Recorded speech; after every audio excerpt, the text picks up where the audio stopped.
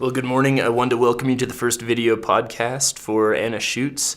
And as promised, I'll try to answer some of your questions about the story. My name is Dean. I wrote the novella years ago, and we're trying this podcasting thing out. I also started the brand Keystrokes Amid the Cobwebs, where we host Anna Schutz. My whole goal with that site is to try to share good quality, spooky audio stories, audio fiction with people. So far, the questions I've gotten were mostly about military service, so we'll cover those in this episode. I went to basic combat training at Fort Leonard Wood in 2011, and then after that went to AIT at Gulfport, Mississippi to learn how to do construction for the Army. And then in September, I was finally sent to Kahn Barracks, which is in Schweinfurt, Germany. It's closed now.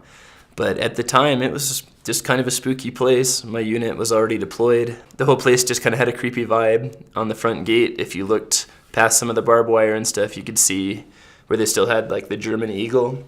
And the swastika under the eagle had been removed, but I mean, you could tell what had been there. If you looked up in the conference room, you could see an inlaid swastika up in the ceiling, and it wasn't like modern graffiti that someone had hacked in, with a bayonet or whatever. I mean, it was someone who knew how to do woodworking had inlaid the swastika, and it was still left over. The kind of, spookiest story I had heard was, I think it was in the chow hall, someone said something about how they woke up in their barracks room and every cupboard and every door was open, but they lived alone. The door had been locked, but something or someone had gone through everything in their room. There were also rumors that the actual barracks building we slept in on the base had been a mental hospital, and some people said that abortions had been performed there during the war.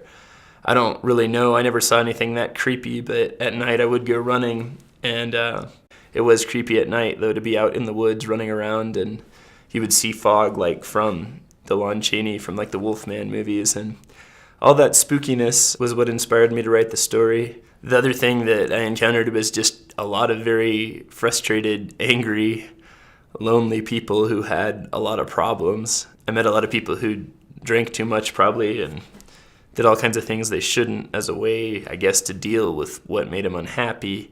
In this story, Anna Schutz, the ghost that ends up befriending this private, she's kind of like what he uses to get through the day. If you want to learn more about that site, again, it's closed now, but I've posted some links. Someone did some really great research, and they included some photos of some of the things I talk about. Anyway, I would love to hear your feedback about Anna Schutz. I welcome any more questions, but I really want to know what's good about that story. What do you enjoy about it? And also, what do you hate about it?